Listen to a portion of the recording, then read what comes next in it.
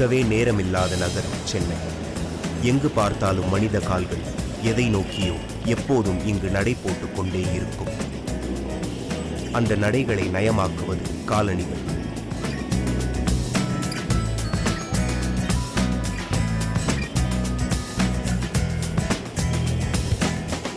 பெயர் பெற்ற பன்னாட்டு நிறுவனங்கள் முதல் பெரியமேடு சிறுப்பு தெரு சில்லறை கடைகள் வரை தள்ளுபடி விலையில் பெரிய பெரிய பேனர்களோடு இங்கு முண்டியடித்து செருப்பு விற்பதில் இருக்கும் வேகம் நமக்கு அதன் வர்த்தகத்தை உணர்த்தும்.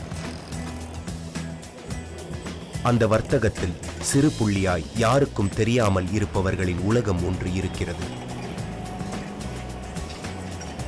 வாழ்க்கையில் அறுபட்ட நிலையில் தேடப்படும் கடவுள்களைப் போல் காலின் செருப்பு அறுபடும் போது தேடப்படும் மனிதர்கள் அவர்கள். ஆம், செருப்பு தைக்கும் ஒரு தொழிலாளிதான் நமது இன்றைய சாமானியர். அவருடைய ஒரு நாள் நடைப்பயணம் உங்கள் பார்வைக்கு இங்கே.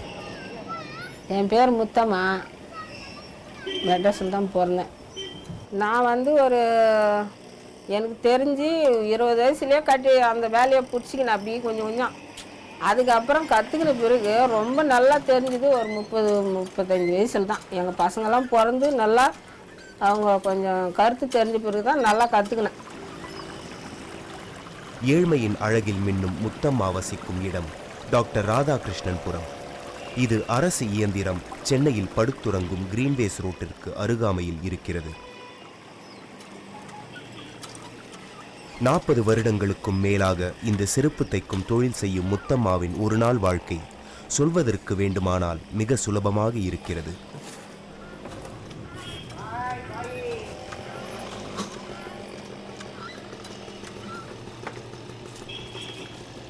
காலையில் 7 மணிக்கு ஏஞ்சிக்கிறேங்க. 7 மணிக்கு ஏஞ்சிட்டு அதுக்கப்புறம் போய் நான் தண்ணி பூசின்னு வந்து சாப்பாடு பண்ணிவிட்டு போகிறதுக்குள்ளே எப்படியும் ஒரு 9 மணி 10 மணி ஆகிடும். 10 மணிக்கு மேலே போனோம்னா கடை திறந்து ஒரு 7:30 மணி வரையும் உக்காந்துட்டு வருவோம். அதுக்கப்புறம் மறுபடியும் வீட்டில் சாப்பாடு செய்யணும். சாப்பாடு செஞ்சுட்டு மறுபடியும் வர்றதுக்கு ஒரு 9 மணி ஆகும். அது வெளில முடிச்சுன்னு நாடங்கிடம் பார்த்துன்னு இருப்பேன். அதுக்கப்புறம் வந்த பிறகு சாப்பிட்டு படுப்பேன். ஆனால் அந்த வாழ்க்கை தரும் வலியும் வேதனையும் வார்த்தைகளில் அடங்காது. எதிர்பார்ப்புகளோடு அனுதினமும் காலத்தோடு சூதாட்டம் ஆடும் வாழ்க்கை அது. அந்த வழிகளின் சுவடுகளை புரிந்து கொள்ள நாம் அவரது வாழ்க்கையின் ஊடே பயணிக்க வேண்டும். என்ன கற்றுக் கொடுத்தாரு, அது நாங்கள் போய்க்கெல்லாம் மோளம் அடிப்போமே. போய்க்கு இந்த பொங்கலெல்லாம் வரும், அதுக்கு ஒரு இதுமாரி மோளம் பண்ணுவாங்களே, சைஸாக மோளம் பண்ண மாட்டாங்க குழந்தைங்களுக்கெல்லாம். அதை பண்ணி கொடுத்தாரு. அது எனக்கு வரல. அதை தான் எனக்கு கருத்தாக கற்றுக் கொடுத்தது எங்கள் வீட்டுக்காரர். அதுக்கப்புறம் அது வரலன்னு சொல்லி தெரிஞ்ச பிறகு இதை கற்றுக் கொடுத்தாரு. இதை நீ தை அப்படின்னு சொல்லிட்டு அது அவருக்கு தெரிஞ்சு நாம் தைக்கிறத பார்த்துட்டு சரின்னு விட்டாரு. நான் தைச்சி தருவேன்.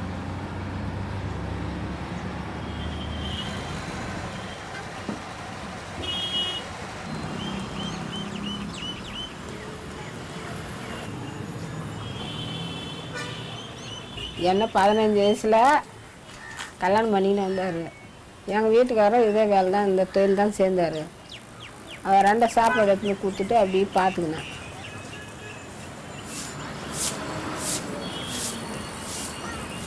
அதுக்கப்புறம் எனக்கு அப்படியே கொஞ்சம் கொஞ்சமாக தைச்சி இதே பழக்கம் ஆகிடுச்சு. எனக்கு அதில் தைக்கிறதுக்கு இன்ட்ரெஸ்ட் ஆகிடுச்சு. சரி நம்மளும் கற்றுக்கினா நல்லதுன்னு சொல்லிட்டு முதல்லாம் திட்டுவார், நீ செய்யாத, நீ தைக்க வராத அப்படின்னு. அதெல்லாம் இல்லை அப்படின்னு சொல்லிட்டு அப்படியே நான் திருடுதனமாக அவருக்கு தெரியாமல் பண்ணிக்கினே வந்தேன். அப்புறமா என்ன பண்ணிட்டாரு, சரி நீ செய்ய, உனக்கு எனக்கு அடுத்தது யார் செய்ய போகிறா, உனக்கு என்ன நான் கவர்மெண்ட் வேலையை செய்கிறேன், உனக்கு என்ன வச்சு நீ போய்ப்ப, இந்த வேலை நீ செய்ய அப்படின்னு சொல்லிட்டு ஒத்துக்கினார். அதுக்கப்புறம் நான் தைக்க ஆரம்பித்தேன்.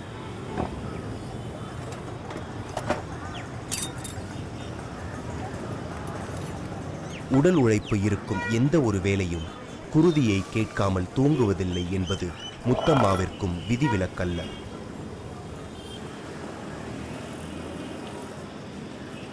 மொத பாலிஷ் போடுறது தான் கற்றுக் கொடுத்தாரு.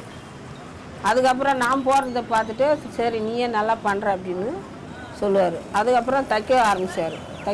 இந்தமாரி நூலை போட்டு இப்படி வலிக்கணும் அப்படின்னு. ரொம்ப கஷ்டமாக தைக்கும் போதெல்லாம் கூட கையில் எத்தனை வாட்டி குத்திக்கினேன். அது தெரியாமல் அவர் இல்லாமம்போது நான் தைச்சி ஊசியெல்லாம் மாட்டிக்கிச்சு. ஒரு வாட்டி கத்தியால் அறுத்து கையை அறுத்துக்கினேன். அந்தமாரி ரொம்ப அடியெலாம் போடும். அதில் நானும் அடிப்பட்டு கிடிப்பட்டு பிறகு எனக்கு வந்துச்சு. அது சரின்னு சொல்லிட்டு விட்டார், செய்யுமா அப்படின்னு. முத்தம்மா காலையில் வந்து கடை திறந்ததுமே அவருக்கான முதல் வியாபாரம் ஸ்கூட்டரில் வந்தது. இங்கே தான் போகணும். இதை எடுத்துட்டு இது ஒரே வாரம் ஃபுல்லாக போகணும். உடனே அப்புறம் எங்கெல்லாம் இதாக இருக்க பார்த்து கொஞ்சம் செக் பண்ணி தையல் போட்டு வைக்கணும். கட்டாமல் இந்த இடம் இது கரெக்டாக பார்த்துக்கணும். எல்லாம் மிச்சம்லாம் நல்லா தாங்க. இந்த பக்கல் பார்த்துக்கணும். பக்கல் நல்லா இருக்க பார்க்கணும். பக்கல் நல்லா சரிங்களா, நாளைக்கு வரேண்ணா.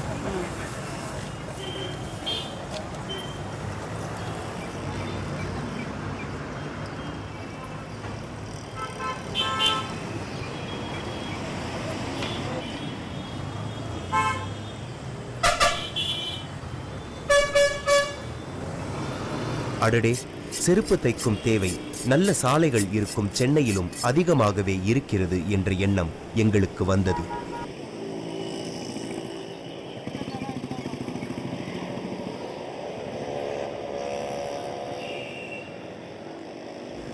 ஆனால் அந்த எண்ணம் தவறு என்பது அடுத்த சில நிமிடங்களில் தெரிந்துவிட்டது. கிட்டத்தட்ட 2 மணி நேரமாகியும் அந்த ஒற்றை செருப்பு வேலையை தான் அவர் செய்து கொண்டே இருந்தார். இப்படித்தான் இவருக்கு எப்பொழுதாவது தொழில் கிடைக்கும்? பயிர்களுக்கு அவசியமான மழைக்காலங்கள் இவருக்கும் நன்மை செய்கிறதா? இல்லை. சாலையோரத்தில் இவரால் உட்கார முடியாத நிலையில் இவருடைய தொழில் முடங்கிப் போகிறது. பூமியை குளிர்விக்கும் மழை இவர் தொழிலுக்கு தடையாகிறது என்றால் வெயில் காலங்கள் இவரை போன்றவர்களை எரித்து விடுகிறது. மழை டைமில் தாங்க ரொம்ப பிரச்சனை. அங்கே பள்ளமாக்குது ரோடு, அங்கே உக்காரவே முடியாது. வெயில் காலம் தாங்க ரொம்ப கஷ்டம். மழையிலையே உக்காந்து செய்ய முடியாது. அப்போ வரும், அறந்து போய் தண்ணிங்களில் இது பண்ணிட்டு வருவாங்க. அப்போ தைக்க முடியாதுன்னு சொல்லிட்டு மூட்டு வந்துடும். இப்போ வெயில் நல்லா உக்காரலான்னாக்கா அங்கே பார்த்தீங்களா ஒரு இலை இல்லை ஒன்றும் இல்லை. அங்கே உக்காரதுக்கு பிளட் மேலெல்லாம் தண்ணி அடிச்சுன்னு போவாங்க. அதெல்லாம் அங்கே உக்கார முடியாது. இப்படி தொழிலில் மட்டும்தானா இவருக்கு சிரமங்கள்? அவர் வாழ்க்கையிலும் திரும்பிய பக்கம் எல்லாம் வலிகளும் வேதனைகளும் தான்.